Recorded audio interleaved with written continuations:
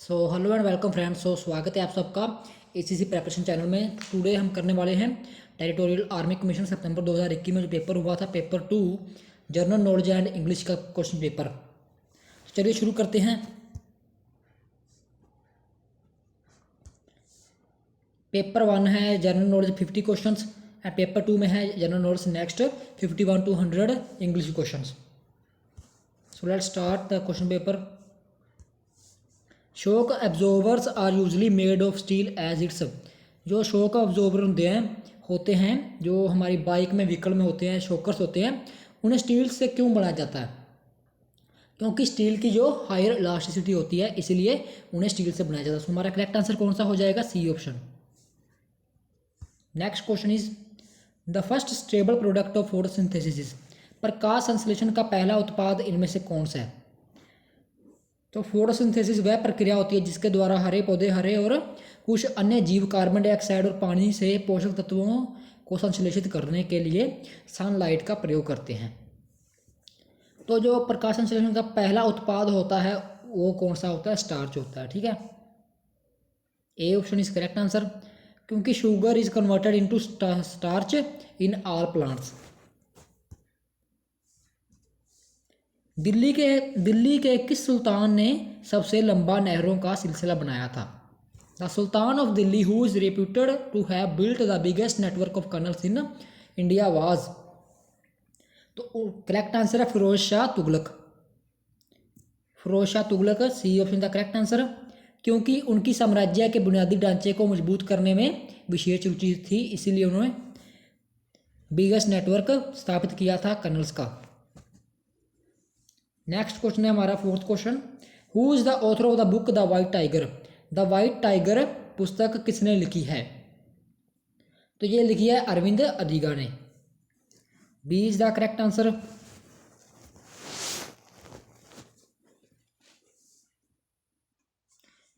अगर इनकी कुछ और फेमस बुक्स की बात करें तो वो है the guide, the man eater of Malgudi, Swami and friends, Malgudi days, the dateless diary, the bachelor of arts, gods demon and others.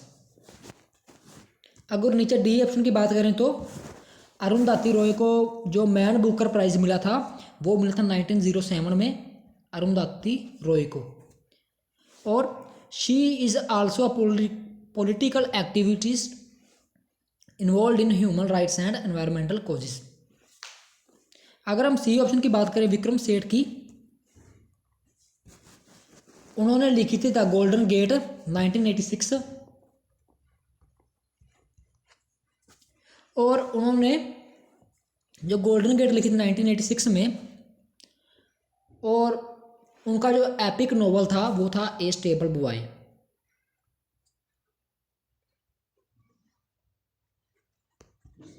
जो उन्होंने लिखी थी 1993 में।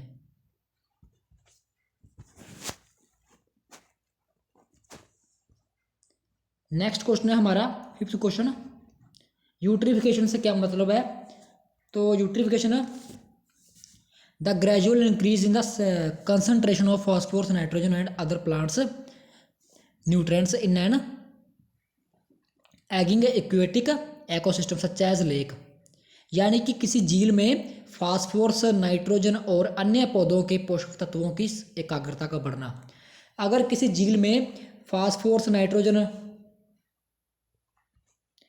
और अन्य पौधे जो कारक होते हैं, पोषक तत्व होते हैं, जब उनकी जो कंसंट्रेशन बढ़ जाएगी तो उसे हम यूट्रिफिकेशन कहते हैं। तो इसलिए हमारा करेक्ट आंसर कौन सा हो जाएगा? D option. बड़े तालाबों में बड़ी मात्रा में खनिज और पोषक तत्वों के बढ़ने से होता है यूट्रिफिकेशन। इंपॉर्टेंट क्वेश्चन है। In a pressure cooker cooking is faster because the increase in vapour pressure. Pressure cooker में खाना जल्दी पक जाता है क्योंकि वाष्पीय दबाव यानी कि वेपर प्रेशर जो होता है वो क्या करता है? बॉइलिंग पॉइंट को इंक्रीज कर देता है, यानी कि उबलने का समय घटा देता है। इसलिए हमारा डी ऑप्शन करेक्ट आंसर हो जाएगा। भारत का सबसे पहला सुपर कंप्यूटर 1991 में जो विजय बाडकर ने बनाया था उसका क्या नाम था? तो उसका नाम था Param 8000। C is the correct answer. Question 8 is a data warehouse is always, data warehouse हमेशा क्या होता है, यानी इसकी डेफिनेशन पढ़ लेते हैं। डाटा वेयर हाउस एक केंद्रीय भंडार होता है जिसमें किसी बड़े बिजनेस या संगठन के विभिन्न डिजिटल क्षेत्रों से कलेक्ट और जनरेट किया गया डाटा स्टोर होता है। इस डाटा को एनालाइज किया जाता है ताकि इसमें ज़रूरी जानकारी मिल सके। तो इसका करेक्ट आंसर क्या हो जाएगा? ए ऑप्शन, सब्जेक्ट ओरिएंटेड, क्योंकि ये संगठन के वर्तमान संचालन के बजाय एक विषय के बारे में जानकारी देता है। जो वर्तमान संचालन होता है संगठन का उसके बारे में जो जानकारी नहीं देता वेयर हाउस, ये जानकारी देता है एक सब्जेक्ट, एक विषय के बारे में। सो इसीलिए इसे हम बोलते हैं विषय उन्मुख या फिर सब्जेक्ट ओरिएंटेड। पनामा नहर इनमें से किन को जोड़ता है? जो पनामा कनाल है, जो पनामा नहर है, ये एक आर्टिफिशियल 82 किलोमीटर यानी कि 52 मील की है और ये डिवाइड करती है नॉर्थ एंड साउथ अमेरिका को, यानी कि ये पैसिफिक एंड अटलांटिक ओकेन को डिवाइड करती है। So A is the correct answer, Pacific and Atlantic ocean. दोस्तों नेक्स्ट क्वेश्चन है, जलीकट्टू किस त्योहार से संबंध रखता है? Jallikattu is associated with which Indian festival? तो ये संबंध रखता है पोंगल से। पोंगल है, ये कहाँ मनाया जाता है? ये मनाया जाता है तमिलनाडु में। इस त्योहार में बैलों से इंसानों की लड़ाई कराई जाती है और इसे जलीकट्टू बोलते हैं। नेक्स्ट है हमारे पास, which of the following countries have an unwritten constitution? इनमें से किस देश का संविधान अलिखित है? माफ कीजिए दोस्तों, पिछले क्वेश्चन में कुछ डिस्कस कर लेते हैं। इसमें दिया हुआ ओणम, ओणम त्यौहार केरला में मनाया जाता है, बिहू मनाया जाता है असम में, और जो हॉर्नबिल है, हॉर्नबिल फेस्टिवल एवरी ईयर मनाया जाता है 1 to 10 दिसंबर। ये कहाँ मनाया जाता है? ये मनाया जाता है नागालैंड में। जो हॉर्नबिल फेस्टिवल है, नागालैंड, नॉर्थ ईस्ट इंडिया। अब चलते हैं हमारे अगले क्वेश्चन पे, जो किसकी जो कौन सी कंट्री है जिसका अनरिटन कॉन्स्टिट्यूशन है? तो इसका करेक्ट आंसर है यूके, न्यूजीलैंड एंड इजराइल। तो इसका करेक्ट आंसर हो जाएगा सी, बी ऑप्शन। 3 कंट्री ऐसी हैं जिनका कॉन्स्टिट्यूशन रिटन नहीं है, लिखित नहीं है, वो हैं यूके, न्यूजीलैंड एंड इजराइल। तो जहाँ पे एक ऑप्शन दी हुई यूके, तो हमारा करेक्ट आंसर हो जाएगा यूके। नेक्स्ट है, सुपरनोवा क्या है? Supernova is the biggest explosion, ठीक है, it is the biggest explosion. So C हमारा करेक्ट आंसर है। ये एक विस्फोटक तारा है supernova. The largest tiger reserve in India is, Bharat में सबसे बड़ा टाइगर रिजर्व कहाँ पर स्थित है? ये स्थित है आंध्र प्रदेश, तेलंगाना। सी इज द करेक्ट आंसर। जो नागार्जुन है ये सबसे बड़ा टाइगर रिजर्व है और ये आंध्र प्रदेश, तेलंगाना में स्थित है। इसकी स्थापना 1983 में हुई थी और इसके अंडर टोटल एरिया है 3728 किलोमीटर स्क्वायर, यानी कि 1439 स्क्वायर मील, ठीक है। और जो पेंच है, पेंच टाइगर रिजर्व कहाँ पर स्थित है? ये स्थित है एमपी में। और जो मानस टाइगर रिजर्व है ये असम में स्थित है, 1990 में बना था और इसका एरिया है 500 स्क्वायर किलोमीटर। और जो कॉर्बेट नेशनल पार्क है यह है उत्तराखंड में। नेक्स्ट क्वेश्चन पे चलते हैं, सहारा अफ्रीका के किस भाग में स्थित है? ये नॉर्थर्न पार्ट ऑफ अफ्रीका में स्थित है। C is the correct answer.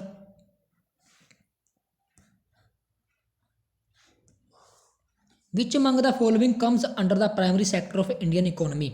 इनमें से कौन सा सेक्टर भारतीय अर्थव्यवस्था के प्राइमरी सेक्टर में आता है। पहले बात करते हैं प्राइमरी सेक्टर क्या होता है। ये एक ब्रांच होती है ह्यूमन एक्टिविटी की जो ट्रांसफॉर्म करती है नेचुरल रिसोर्स को बेसिक प्रोडक्ट में। जो नेचुरल रिसोर्स होते हैं उनको बेसिक प्रोडक्ट में ट्रांसफ़र करती है जो ह्यूमन के द्वारा ब्रांचेस बनाई होती हैं, such as agriculture, crop production, dairy product, agriculture, crop production, mining, fisheries, forestry. ये सब किस में आते हैं, ये natural resources to basic product में आते हैं और ये प्राइमरी सेक्टर में आते हैं। तो इसमें डेयरी प्रोडक्ट भी आता है। सो हमें ऑप्शन में दिया हुआ डेयरी प्रोडक्ट, सो बी हमारा करेक्ट आंसर हो जाएगा, डेयरी प्रोडक्ट। इंडिया चाबहार बंदरगाह किस देश में बना रहा है। तो इसका करेक्ट आंसर है ओमान की खाड़ी के तट पर दक्षिण पूर्वी ईरान में स्थित चाबहार बंदरगाह बना रहा है। तो इसका करेक्ट आंसर हो जाएगा ईरान। ईरान में स्थित, ईरान में बना रहा है चाबहार बंदरगाह। सो सी हमारा करेक्ट आंसर हो जाएगा। एवरेस्ट में चढ़ने वाली सबसे पहली महिला का क्या नाम था। सबसे पहले महिला चढ़ी थी 1970 में माउंट एवरेस्ट पे। First women to climb Mount Everest, तो C is the correct answer, Junko Tabei. C is the correct answer. भूमध्य रेखा से ध्रुव की तरफ जाने से जी का मूल्य है। तो जी एक्सेलरेशन ड्यू टू ग्रेविटी है, वो बढ़ेगी, सेम रहेगी, या इनमें से कोई फर्क नहीं पड़ेगा। तो as we go from equator to north pole the value of g acceleration due to gravity changes or not, तो ये इंक्रीज होगी। C is the correct answer. क्यों इंक्रीज होगी मैं आपको बताता हूँ। क्योंकि earth is a kind of ellipse, ellipse की शेप में अर्थ है और equator is further away from the centre of mass of earth. जो एक्वेटर है वो बहुत ज़्यादा दूर है जो अर्थ का मास है, सेंटर का मास है, ठीक है, and that of the poles. So as we go from equator to poles, अगर हम इक्वेटर से पोल की तरफ जाते हैं, इक्वेटर से पोल की तरफ जाते हैं तो जो वैल्यू ऑफ जी है वो इंक्रीज करेगी, ठीक है। तो इसके कारण सी हमारा करेक्ट आंसर हो जाएगा। नेक्स्ट क्वेश्चन है ओजोन लेयर इनमें से किसका प्रभाव कम करता है। ये कम करता है अल्ट्रावायलेट रेडिएशन। अब जो ओजोन लेयर का रीजन होता है वो क्या होता है, ये हाई ओजोन कंसंट्रेशन होती है। स्ट्रेटोस्फेयर जो होता है, अर्थ एटमॉस्फेयर का जो पार्ट होता है, 3 पार्ट में से एक पार्ट होता है स्ट्रेटोस्फेयर, जो 15 से 35 किलोमीटर अबूव होता है अर्थ सरफेस से। तो जो ओजोन लेयर होती है वो इनविजिबल एक्ट करती है, एक इनविजिबल शील्ड की तरह एक्ट करती है and protect us from harmful effect of ultraviolet radiation from the sun. उम्मीद है ये आपको क्वेश्चन समझ आ गया होगा। करते हैं नेक्स्ट क्वेश्चन की ओर। इनमें से कौन से directed principle of state policy नहीं है। Which of the following is not a directive principle of state policy. इसका करेक्ट आंसर हो जाएगा B option, to develop a scientific temper. Malabar भारत और डैश के बीच एक नौसेना युद्ध अभ्यास है। Malabar is a naval exercise between India and, तो मालाबार एक्सरसाइज जो थी वो 1992 में स्टार्ट हुई थी एंड ये किसके साथ होती, India and USA. B is the correct answer. Which foreign country is closer to Andaman island. कौन सा देश अंडमान द्वीप समूह से सबसे नज़दीक है। तो इसका करेक्ट आंसर है Myanmar. B is the correct answer.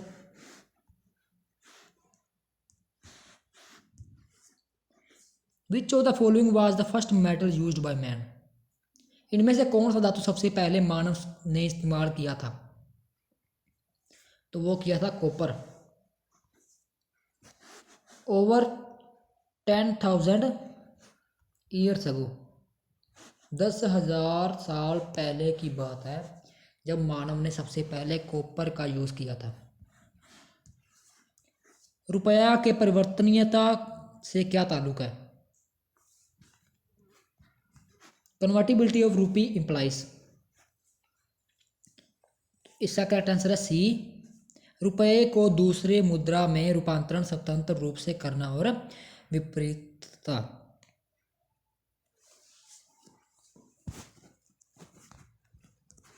Buddha ने किस जगह पर अपना पहला उपदेश दिया था?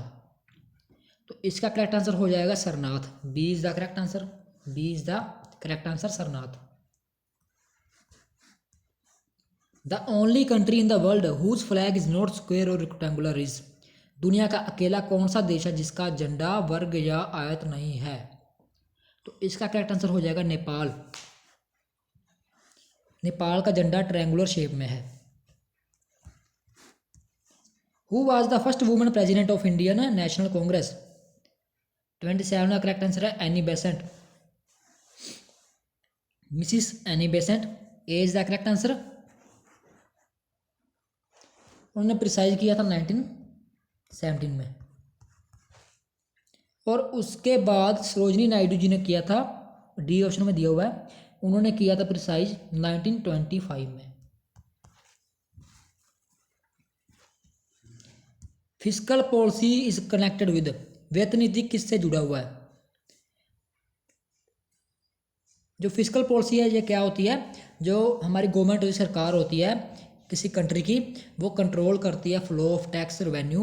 जो टैक्स रेवेन्यू क्या होता है? जो इनकम जनरेट होती है, गेंड होती है गवर्नमेंट के द्वारा थ्रू टैक्सेशन। तो उसे जब गवर्नमेंट कंट्रोल करती है रेवेन्यू, टैक्स रेवेन्यू को, तो एंड पब्लिक एक्सपेंडिचर, जो महंगाई बढ़ जाती है, खर्चे बढ़ जाते हैं इन द इकोनॉमी, तो उसे हम बोलते हैं फिस्कल पॉलिसी। तो इसका करेक्ट आंसर हो जाएगा C option, public revenue and expenditure को ये डिपेंड करता है, उससे जुड़ा हुआ है। किस मुगल राजा ने सती का परंपरा को रोकने की कोशिश की? Which Mughal king try to stop the practice of sati? तो इसका करेक्ट आंसर है अकबर, ए ऑप्शन। बट वो फेल हो गए थे इसे रोकने में। Raja Ram Mohan Roy stop this sati system, जो राजा राम मोहन रॉय थे उन्होंने सती सिस्टम को स्टॉप किया।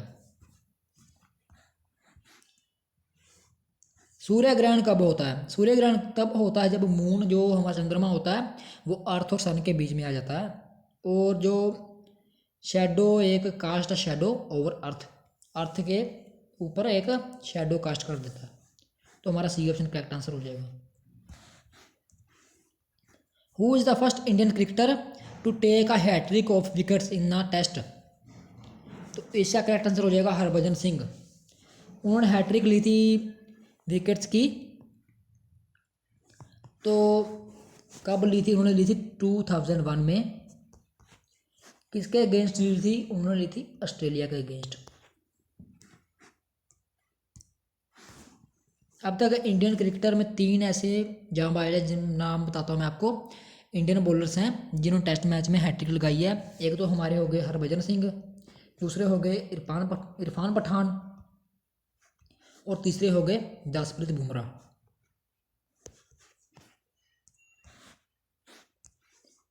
विच one of the following grand slam titles is also known as Roland Garros title?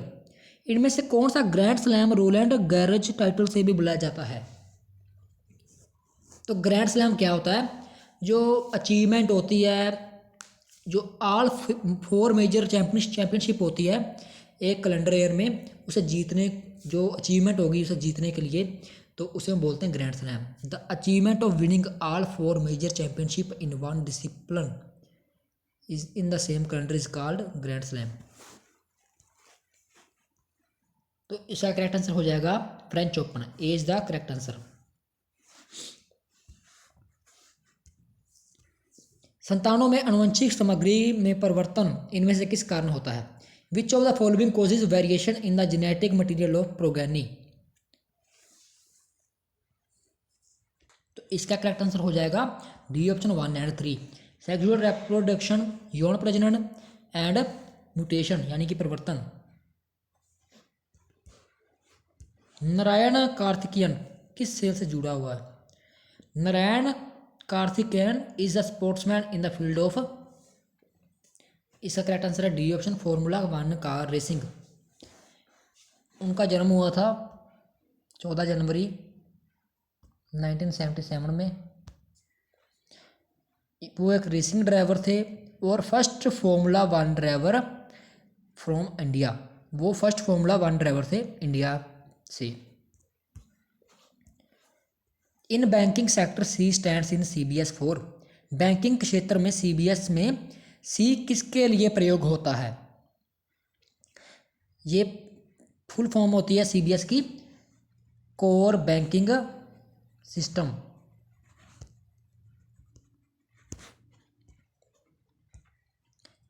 और कोर बैंकिंग सिस्टम क्या होता है?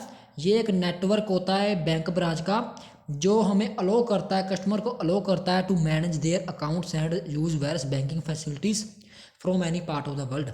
जैसे हम ऑनलाइन बैंकिंग करते हैं, डिजिटल बैंकिंग करते हैं, उसे हम बोलते हैं core banking solution. In simple terms हम इसे बोल सकते हैं, there is no need to visit your own branch to do banking transaction. Such as हम मोबाइल पे आजकल डिजिटल ट्रांजेक्शन करते हैं, तो उसे हम बोलते हैं कोर बैंकिंग सोल्यूशन। ये हमें बैंक की तरफ से हमें एक बहुत ज़्यादा हेल्प मिली हुई है। The executive power relating to concurrent subjects remains with, समवर्ती विषय में कार्यकारिणी शक्ति किसके पास होती है? तो ये होती है स्टेट के पास। A is the correct answer. Specific 52 items and given to 7 schedules of the Indian constitution. जो 52 आइटम्स हैं 7 शेड्यूल में दिए हुए हैं इंडियन कॉन्स्टिट्यूशन में, उसे हम बोलते हैं कॉन्करेंट लिस्ट। ठीक है, अब बात करते हैं जो कॉन्स्टिट्यूशन कॉन्फर्स है executive powers of subject in the concurrent list to the state government. जो कॉन्स्टिट्यूशन है वो एग्जीक्यूटिव पावर्स होती हैं जो सब्जेक्ट की, वो जो कॉन्करेंट लिस्ट में दी हुई हैं वो स्टेट गवर्नमेंट के पास कॉन्फर करती हैं। The process of arranging data in logical sequence is called, तार्किक अनुक्रम में डाटा को व्यवस्थित करने की प्रक्रिया को क्या कहते हैं? उसे कहते हैं sorting. D is the correct answer. Logical sequence क्या होता है? ये एक सेट होता है नंबर्स, वर्ड्स, ऑब्जेक्ट्स का। बायोडिग्रेडेबल वेस्ट इनमें से कौन से हैं? तो इसका करेक्ट आंसर हो जाएगा ऊन, wool. C is the correct answer, ऊन। जो शीप होती है, sheep will produce wool till there is grass to eat.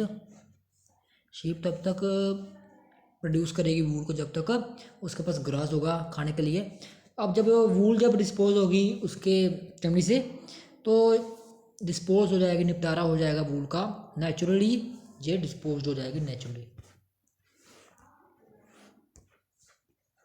Who among the following has not won Nobel prize? इनमें से कौन है जिन्होंने नोबेल प्राइज नहीं जीता? तो इसका करेक्ट आंसर है जवाहरलाल नेहरू। बी ऑप्शन में दिया हुआ कैलाश सत्यार्थी।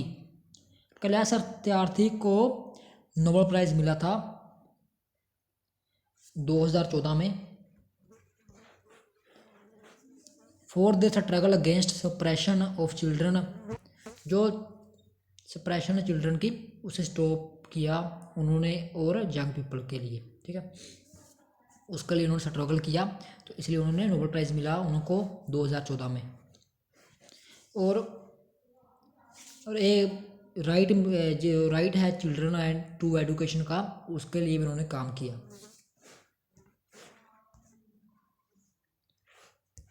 सी ऑप्शन दिया हुआ है हरगोबिंद खुराना।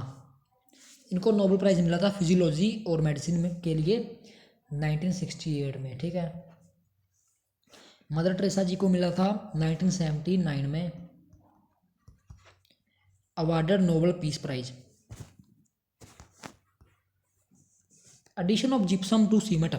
जिप्सम सीमेंट में मिलाने से क्या होगा? जब हम जिप्सम को सीमेंट में मिला देते हैं तो जो सीमेंट का जमने का समय होता है वो कम हो जाता है, तो इसीलिए जमने का समय बढ़ा देता है, माफ़ कीजिए, जब जिप्सम को सीमेंट में मिला देते हैं तो सीमेंट जल्दी नहीं जमता, तो इसलिए जमने का समय वो बढ़ा देता है। तो जो जिप्सम है इसको हम ऐड करते हैं पोर्टलैंड सीमेंट में। जो अर्ली हार्डनिंग होती है, जो फ्लैश सेटिंग होती है, जो उसे हम प्रिवेंट करने के लिए, जो early hardening and flash setting को रोकने के लिए लॉन्गर वर्किंग टाइम और हो जाता है इस सीमेंट का। तो नेक्स्ट क्वेश्चन भी चलते हैं। इनमें से कौन सा अंग व्यर्थ पदार्थ को शरीर से बाहर नहीं निकालता है? तो इसका करेक्ट आंसर है ए ऑप्शन, लार्ज इंटेस्टाइन। इनमें से कौन सा जोड़ा सही नहीं है? B is the correct answer, Rotterdam, Australia. C option में दिया कराची, पाकिस्तान। जो कराची है ये पाकिस्तान की लार्जेस्ट सिटी है। यहाँ पे दिया वारसा, पोलैंड। तो जो वारसा है ये पोलैंड की कैपिटल है, ठीक है। डुबलिन है, जो डुबलिन भी रिपब्लिक आयरलैंड की कैपिटल है। अब जो रोटरडैम है, रोटरडैम दिया हुआ है, Rotterdam major part city in south Holland, जिस होलैंड की मेजर सिटी है, बड़ी सिटी है, ठीक है। और जो ऑस्ट्रेलिया की कैपिटल है वो है कैनबरा, और पाकिस्तान की जो कैपिटल है वो है इस्लामाबाद। इनमें से किसकी आयु पता करने के लिए कार्बन डेटिंग इस्तेमाल किया जाता है? तो जो कार्बन डेटिंग एक मेथड है जिसे हम यूज़ करते हैं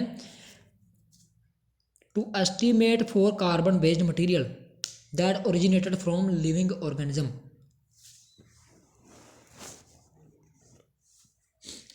ये ओनली वर्क करती है उन ऑब्जेक्ट्स के लिए जो 50,000 साल से छोटे होते हैं, ठीक है।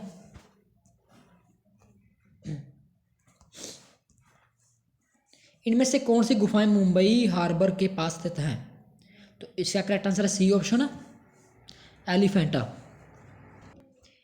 किस स्टेडियम में सचिन तेंदुलकर ने 100वां शतक बनाया था? तो इसका करेक्ट आंसर है बी ऑप्शन, और ये ढाका में स्थित है, शेर बंगला स्टेडियम। भारत ने INS विक्रमादित्य किस देश से खरीदा था?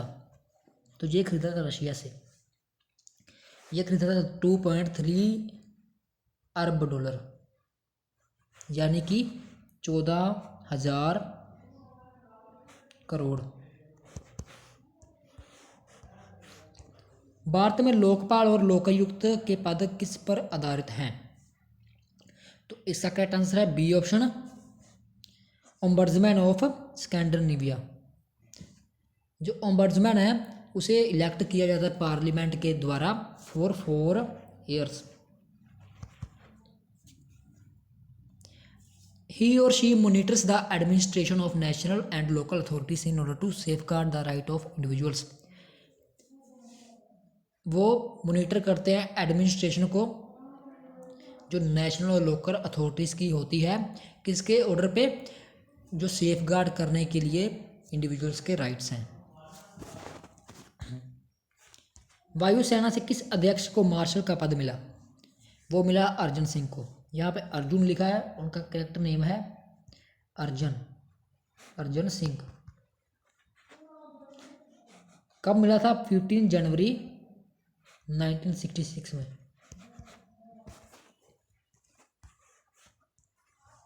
किसान दिवस किस दिन मनाया जाता है? तो ये मनाया था 23 दिसंबर, और ये मनाया जाता है 5th PM ऑफ इंडिया, जो थे चौधरी चरण सिंह, और वो आल्सो एक फार्मर लीडर थे, उनके बर्थडे पे मनाया जाता है। हमारा नेक्स्ट क्वेश्चन है world economic report is published by. तो इसका करेक्ट आंसर है सी ऑप्शन, IMF। तो जो IMF है ये एक ऑर्गेनाइजेशन है 190 कंट्रीज की। इसका वर्क क्या है? This is working to foster global monetary cooperation, secure financial stability, facilitate international trade. इसका वर्क होता है secure financial stability, facilitate international trade, promote high employment, sustainable economic growth और reduce poverty around the countries. अब जो IMF के headquarter हैं वो है वाशिंगटन DC में, USA में। ए ऑप्शन में दिया हुआ वर्ल्ड बैंक। वर्ल्ड बैंक एक इंटरनेशनल फाइनेंशियल इंस्टीट्यूशन है जो लोन्स प्रोवाइड करती हैं, ग्रांट्स करती हैं लोन्स को गवर्नमेंट को। इसके हेडक्वार्टर है वाशिंगटन DC, USA स्टेट, यूनाइटेड स्टेट में, ठीक है। बी ऑप्शन में दिया हुआ UNDP, united nations development programme. It is tasked with helping countries eliminate poverty and achieve sustainable economic growth and human development. Helping eliminate poverty, achieve sustainable economic growth and human development. इसके headquarter हैं New York city में और इसके office हैं 170 countries में। Next है UNCTAD, यानी कि united nation conference on trade and development. ये एस्टेब्लिश हुआ था 1964 में। इसका मेन वर्क है to promote interest of developing states in world trade. It is a part of united state and dealing with trade, investment and development issues. इसके headquarter हैं Geneva Switzerland में और ये फाउंडेड हुई थी 30 दिसंबर 1964 में। तो दोस्तों ये थे हमारे 50 क्वेश्चन जीके पार्ट के। नेक्स्ट पार्ट 2 है हमारे पास इंग्लिश का, ये हम नेक्स्ट वीडियो में करेंगे और ये क्वेश्चन हेल्पफुल है CDS, ACC and all other defence exam. तो नेक्स्ट वीडियो में हम करेंगे पार्ट 2 इंग्लिश 51 to 100 क्वेश्चन। तो मिलते हैं अगली वीडियो में। जय हिंद, जय भारत।